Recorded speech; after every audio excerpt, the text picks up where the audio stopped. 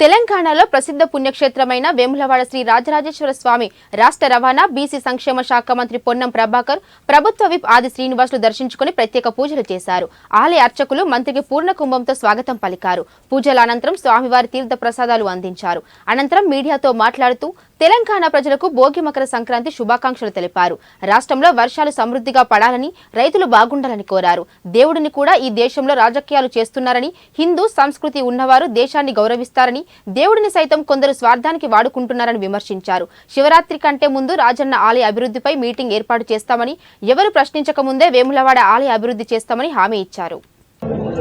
దేశానికి రాజైనా, ఢిల్లీకి రాజైనా తల్లికి కొడుకన్నట్టుగా మనం ఎక్కడికి వెళ్ళినా నాయకులుగా మేము విగ్రహ ప్రతిష్టాపనలు చేయము, లేదా విగ్రహాలకు సంబంధించిన దాని శిలాన్యాసం దానికి సంబంధించినటువంటి కార్యక్రమం చేయము.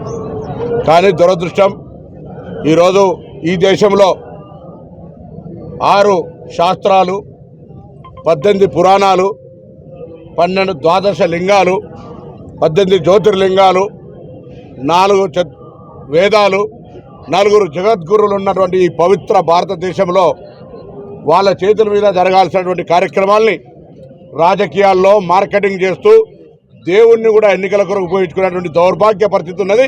దాన్ని ప్రశ్నిస్తే వీళ్ళు నిజమైన హిందువులు కాదనేటువంటి మాట జరుగుతున్నటువంటి సందర్భంలో నిజంగా బాధ కలుగుతూ ఉంది. ఏదైనా కార్యక్రమం జరిగితే దంపతులు జరగాలి, లేదా ఒక విధి విధానాలు ఈ దేశంలో సాంప్రదాయమైనటువంటి హిందుత్వాన్ని రక్షించవలసినటువంటి బాధ్యత గల వ్యక్తులు ఏ విధమైన మత భావాలకు విఘాతం కలుగుతుందో ఆలోచన చేయలేని పరిస్థితుల్లో అదే మతం పేరు మీద మార్కెట్ చేసుకొని ఇలా వ్యవహారం చేస్తూ ఉన్నారు. ఇది ఈ దేశానికి మంచిది కాదు. హిందుత్వాన్ని విశ్వసించే వాళ్ళందరూ కూడా ఒకసారి ఆలోచన చేయండి.